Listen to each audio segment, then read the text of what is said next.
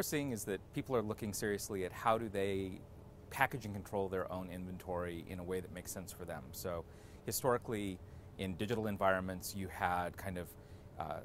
the evolution of the inventory available for RTB and other types of trading networks or things like that, which was you have open market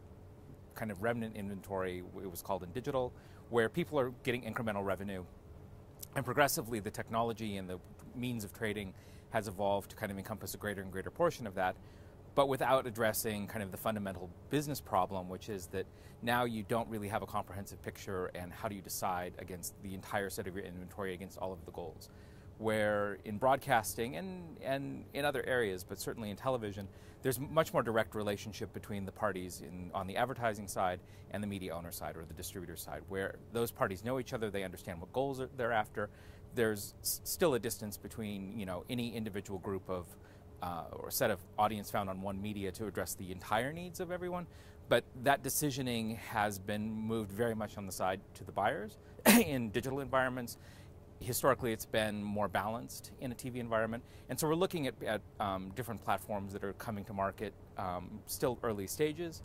where it's basically a first-party system. So the advertiser and the buyer still maintain a much more direct relationship. You remove a lot of the intermediaries in the process. You are more aligned on the actual goals that everybody's looking to achieve, and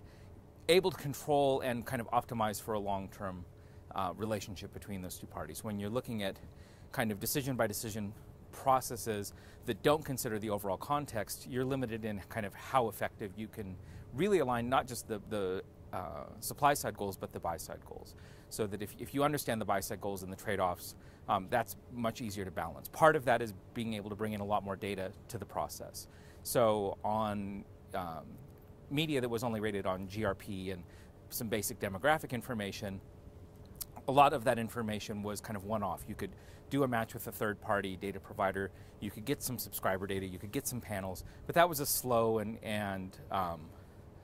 by design, it's just not a super accurate process. It's effective for a lot of things, but people have experienced kind of the benefits of digital marketing, but have gone too far. On the RTB side of things, if you look at kind of that micro-targeting, your audience gets sliced and sliced and sliced so thin that it's very hard to aggregate that into meaningful audience for the buy side. Certainly there's work to be done on the buy side, but for the publishers, the ability to kind of comprehensively understand, irrespective of the delivery channel, where their audience is, how they consume it, whether it's time shifted, whether it's linear, whether it's via OTT apps, they have a much more comprehensive picture of that content that's available to folks, and they're able to work with the advertisers to do that. And in order to do that, they really need to balance the need to understand and maintain the business relationships, but yet not necessarily have to overinvest in technology, particularly as it's an early stage process for a lot of these companies. And different companies are doing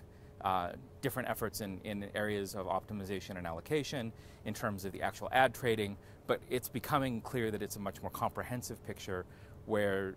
that inventory is curated and maintained in an environment where it makes sense for the overall goals of the advertising, not the short-term goals of the individual participants in the process.